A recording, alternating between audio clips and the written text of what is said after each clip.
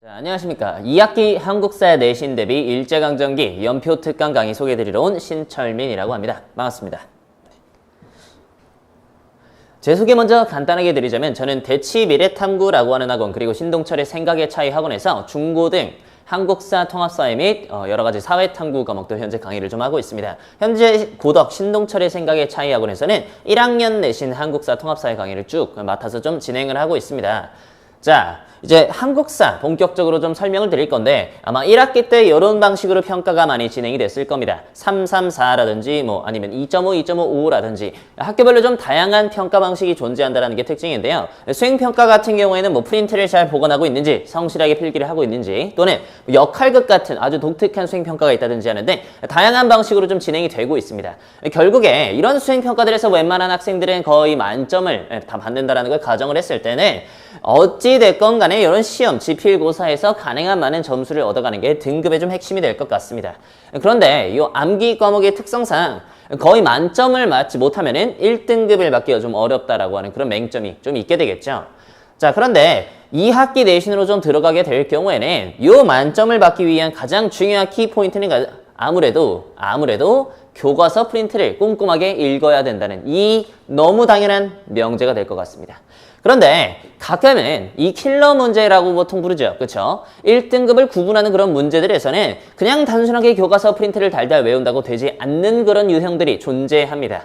자, 어떤 것들이냐? 바로 제가 오늘 말씀드릴 주요한 내용들인데요. 순연이사시라고 저는 이렇게 부릅니다. 자, 순서, 연표, 이후, 사이, 시기 이렇게 즉 연도를 외우면 쉽고 외우지 않으면 너무나도 어려운 그런 문제들입니다. 자, 뒤에서 조금 더 자세하게 설명을 드리겠지만 이 아이들을 공부하는 과정에서는요. 아무래도 좀 많은 시간을 투자해서 교과서 그리고 자습서 평가 문제집에 적혀있는 모든 사건들의 연도를 처음부터 끝까지 다 이렇게 탐색을 좀 해볼 필요가 있고요.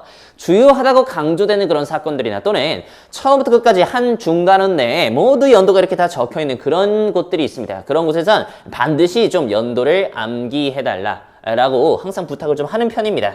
그런데 이 교과서의 내용을 모두 다 읽는다고 하더라도 본인이 한국사에 투자하는 시간상 아무래도 본인이 직접 정리하는 것보다는 자료의 힘을 좀 빌릴 것을 권장드리는 바입니다. 자, 그러면 제가 준비하는 자료들은 어떤 것들이 포함되는지 어떻게 바로 여론을 접근해야 되는지 좀 풀어드리겠습니다.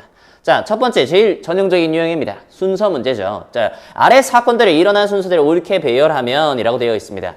미스야 협정, 간도 참변, 자유시 참변 그리고 쌍성보 전투라고 되어 있습니다. 여기는 가나다 사건은 1920년대 우리 구구의 무장투쟁이라고 하는 단원에 함께 명시가 되어 있죠. 아마 요 가나다 사건들이 배열하는 건 나중에 그냥 단순하게 교과서 한번 싹 읽어본다면 그렇게 큰 어려움은 없을 겁니다. 자, 간도 참변 1920년 겨울이고요. 그 다음에 자유시 참변 1921년으로 넘어가게 되고요. 미스야 협정은 1925년으로 넘어가게 됩니다. 자, 그런데 여기는 쌍성보 전투라고 하는 거는 시기상으로 좀 다른 단원에 있게 됩니다. 한참 뒤에 있죠. 물론 교과서마다 조금씩 차이가 있지만 대부분의 출판사에서는 1930년대라고 해서 바로 이 다음 단원에 이렇게 나오는 게 아니라 거의 맨 끝에 광복을 준비하는 단계인 즉 저희가 한국사 2 2학기 내신에서 만나볼 4단원의 맨 끝에 들어가 있게 됩니다.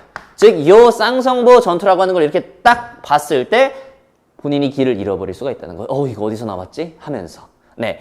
일단 연도상으로는 1933 이렇게 얘기를 좀 해줄 수 있겠습니다만은 제 자료에서는 이렇게 단순하게 배경과 결과를 파악하는 거에서 그치지 않고 바로 10초 만에 문제풀이가 좀 가능하도록 20년대는 물론이고 10년대와 40년대까지 모두 이렇게 포괄할 수 있는 즉 무장투쟁이라고 하는 하나의 키워드에서 묶일 수 있는 모든 사건들을 한 페이지 안에 가급적 많이 수록해두는 것을 좀 목적으로 하고 있습니다. 네, 다음 유형 좀 보시겠습니다. 이 연표 문제인데요. 자, 다음 자료와 관련된 사실이 발생한 시기를 연표에서 옳게 고르면 자, 이번 1학기 바로 나왔던 기출문제입니다. 춘추가 무릎을 꿇고 김부식의 삼국사기라고 되어 있네요. 네, 시대상으로는 삼국사기입니다만 유형을 좀 보여드리려고 가져와 봤습니다. 자, 김춘추가 당나라의 군사를 빌려라는 식으로 나왔습니다. 나당 전쟁입니다. 죄송합니다. 나당 연합입니다. 668년에 648년에 이렇게 있게 된 일인데요. 살수 대첩이라고 하는 거 612년, 안시성전투 645년, 백제 멸망 660년, 고구려 멸망 668년, 나당 전쟁 670년, 삼국 통일 676년. 이런 식으로 그러니까 모든 사건들의 연도를 단숨에 이렇게 보자마자 바로바로 병기가 좀 돼야 되는 겁니다. 여기에 있는 이런 이야기들을 그냥 단순하게 넘기지 마시고요. 이런 연도 하나하나를 보자마자 이렇게 연표 문제에 제시되는 6개 사건들의 연도도 함께 적어주고 곧바로 여기다가 넣어줄 수 있는 능력이 그렇게 필요하다라는 겁니다.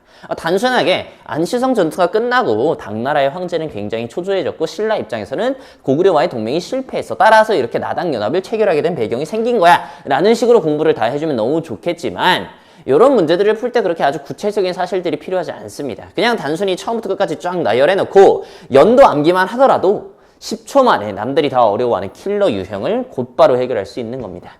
네, 이렇게 대표적인 유형 두 가지 좀 살펴보셨는데요. 자, 이후와 시기와 사이 문제 이렇게도 또 준비를 좀 해봤습니다. 자, 지금 조선 건국이라고 하는 요 사건과 임진왜란이라고 하는 요 사건 이렇게 두 개 나왔습니다. 조선 건국의 연도는 1392년이고요. 임진왜란의 경우 1592년입니다. 여기 있는 다음 가 시기는 그러면 이렇게 아주 방대한 시기를 물어볼 수 있는 200년간의 문제가 되는 겁니다. 요 사이에서 보통 이 사건 두 개 사이에 어떤 일이 있었는가? 또는 이 시기에 대한 사실로는 어떤 것이 있는가? 똑같은 유형이겠죠. 그 다음에 또는 아예 뭐 임진왜란이라고 하는 사료 하나를 준 다음에 요거 이후에는 어떤 일이 있는가라는 등등, 즉 하나를 축점으로 잡고 자료 또는 하나 또는 두 개 정도를 축점으로 잡고 어떤 일이 있었는지를 물어보는 그런 유형입니다. 아까 봤었던 순서 연표 문제보다는 암기해야 되는 양이 좀 적다라고들 하지만 아무래도 선지에 1, 2, 3, 4, 5번 객관식 선지에 등장하는 내용들의 연도를 똑같이 파악해야 됩니다. 즉 앞에 있는 것들과 가성비가 얼추 똑같습니다. 자, 단순히 이렇게 시대상을 파악하는 문제들도 등장할 수는 있습니다. 이게 어떤 말이냐면은 요 시기에는 예를 들어서 양반이 사회 지배층으로 활동했다 라는 식으로 나오면 정말 감사한 겁니다. 네, 그런데 예를 들어서 뭐 1394년에 한양으로 천도하였다. 같이 그러니까 고작 2년에서 3년 정도밖에 차이가 안 나는 이런 사건들을 가져올 경우에는 이게 굉장히 어려울 수 있다는 겁니다. 자, 따라서 연도 암기를 할 경우에는 이런 문제들이 결국에 다 이렇게 쉽게 풀리는 겁니다. 자, 그래서 제가 이렇게 여름방학 특강으로 1회차 준비한 강의의 내용은요. 자, 당연히 현행 교과서 완벽하게 좀 분석이 되었고요. 스스로 좀 본인이 공부했던 내용들을 정리해 볼 수 있는 성장통 노트라고 하는 것도 있습니다. 당연히 제 수업에서 등장한 핵심 개념들은 물론이고요. 이런 것들이 비단 연도 문제뿐만 아니라 출제 포인트로 등장한다. 따라서 당신들은 집에 돌아가서 아름다운 글씨로 스스로 정리해봐라 라고 하는 그런 취지에서 만들어진 겁니다. 저는 요즘 애들이 항상 많이 드는 생각 중에 하나가 노트 필기를 정말 안 하려고 그러거든요. 본인이 태블릿 PC가 있다거나 또는 뭐 다른 방식으로 항상 노트 필기 다 했다 이렇게 생각을 하는데 절대 그러면 안 됩니다. 스스로 글로 쓸 수 있게끔 성장통 노트 이렇게 준비했고요. 자, 그리고 마지막으로 이렇게 내신에서 제가 가장 잘 활용하고 있는 아이들이 직접 손으로 들고 다닐 수 있도록 코팅해서 배부하는 손필기 노트까지 미리 좀 제공을 좀 하려고 합니다. 어떤 건지 한번 보시겠습니다. 네, 철저한이라고 하는 제 자체 교재입니다. 내신에서도 당연히 활용이 되고요. 교과서에 있는 내용들이라면 다 이렇게 넣게 됩니다. 네, 그리고 교과서에 있는 핵심 사례들도 이런 식으로 좀 떼와서 이 밑에 이 문제를 접근할 때 이렇게 해야 돼요. 이걸 암기하렴이라고 하는 가이드라인도 좀 적어두죠.